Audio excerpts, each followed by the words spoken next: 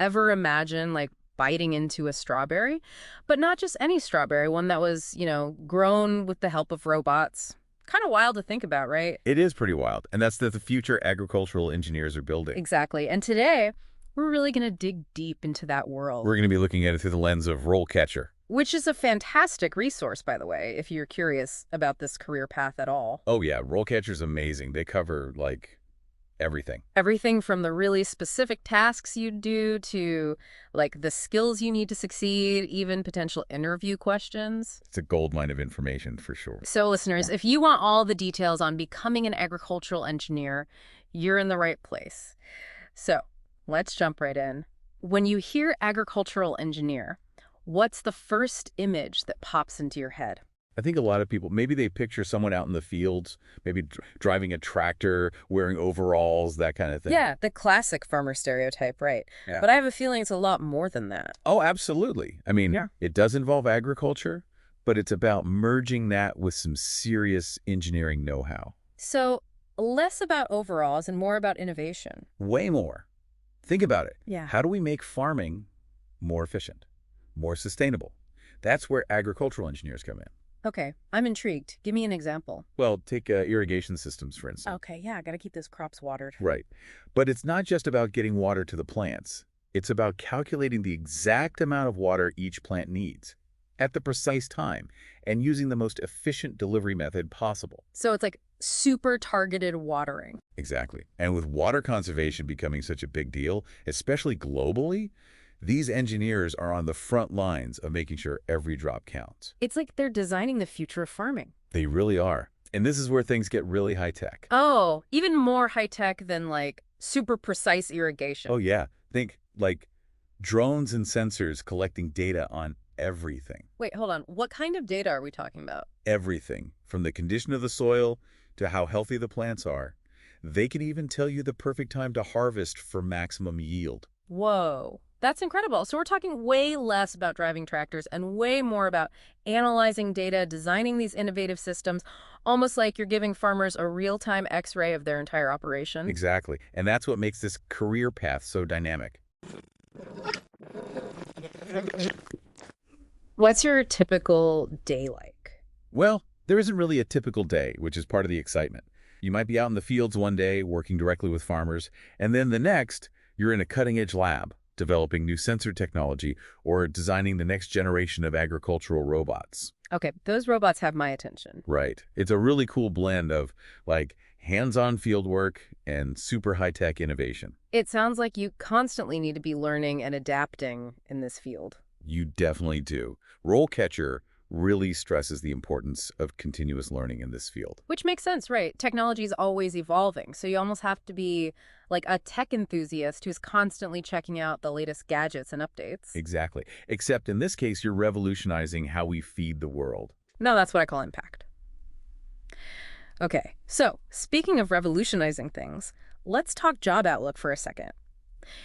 With our global population growing, I'm guessing this field is only becoming more important, right? You're spot on. The demand for skilled agricultural engineers is going through the roof. The Bureau of Labor Statistics projects a 5% job growth rate between 2021 and 2031. Okay, so that's faster than average. Way faster. And it makes sense when you think about it. We need to produce more food, more sustainably, with fewer resources. That's a tall order, and these engineers are the ones who'll figure it out. It's definitely a career with some serious job security. But let's be real for a second. RoleCatcher does mention that there are challenges, right? We're talking long hours, demanding conditions, that sort of thing. Yeah, it's not always easy. I mean, agriculture doesn't really follow a 9-to-5 schedule. Yeah, that's fair. So you got to be prepared for early mornings, long days, working outside in sometimes unpredictable weather.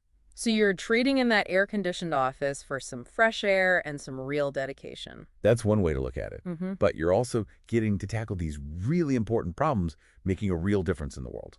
Okay, so for someone who's up for those challenges, RoleCatcher also goes into a lot of detail about the specific skills you need, right? What are some of the must-haves? Well, obviously, a strong background in STEM is key. We're talking engineering principles, math, physics, that kind of stuff. So those core science and engineering skills, but there's more to it than that, right? Yeah, and this is where it gets interesting. It's not just about what you know. It's about how well you can communicate that knowledge to others. Because at the end of the day, you're working with farmers, right? And they might not necessarily speak engineer. Exactly. So being able to break down these complex ideas, explain them clearly, and build relationships with farmers and other stakeholders, that's huge. So communication and interpersonal skills are just as important as, say, designing that perfect irrigation system. Absolutely. You got to be able to connect with people. It's like you need the whole package, the technical chops and those people skills. Exactly. And that actually reminds me of some of the interview questions RoleCatcher mentioned. Oh, yeah. What kind of curveballs should aspiring agricultural engineers be ready for? Well, picture this. You're in the interview, and they hit you with, okay, imagine a hilly terrain, limited water access. How would you go about designing an irrigation system for that? Okay, so it's not just about knowing the textbook stuff. They want to see you apply it to a real-world challenge. Exactly. They want to see those problem-solving skills in action. And, they're also going to be looking for that passion for, like, the cutting edge of agricultural tech. Because this field is constantly evolving. Constantly. So don't be surprised if they ask something like, what emerging tech in agriculture really gets you fired up and why? I love that. It's like they want to see your eyes light up when you talk about the future of farming. Totally. They want to see that you're like a student of the industry, always learning and growing.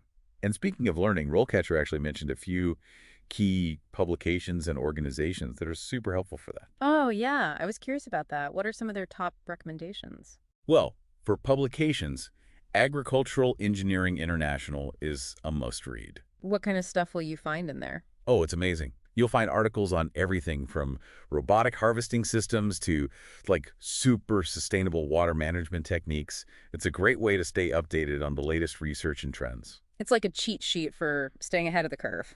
Okay, so that's publications coupled. What about organizations? Are there any groups where aspiring agricultural engineers can connect and network? Absolutely. The American Society of Agricultural and Biological Engineers, or ASAB, is the place to be. What's so special about ASPE? Well, they offer tons of opportunities for networking, conferences, professional development, you name it. It's like your one-stop shop for all things agricultural engineering. Pretty much. And it's a fantastic way to, like, build your network and learn from the best in the field. Networking is key, no matter what field you're in.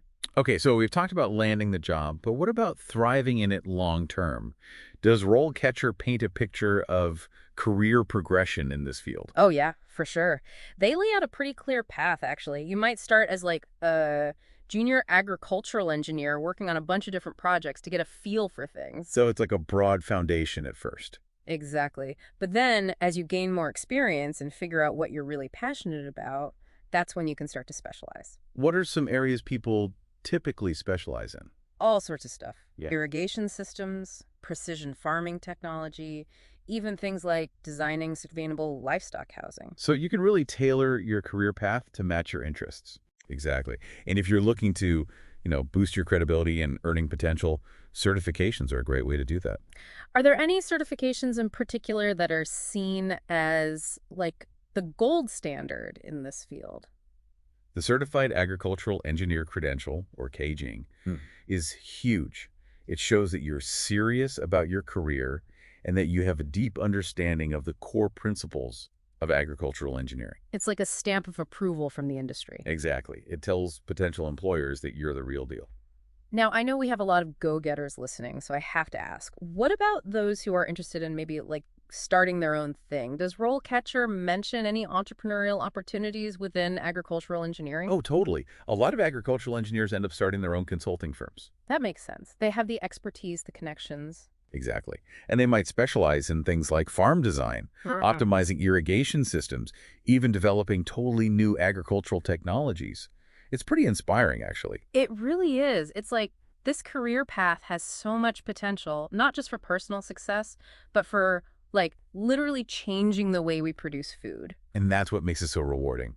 So we've talked about the challenges, the skills, the career paths, but at the end of the day, what's the heart and soul of agricultural engineering? What's it all about?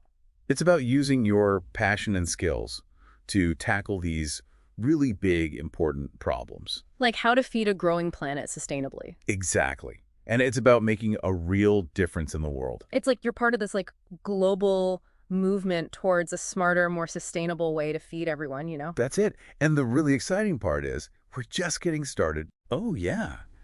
Think about it.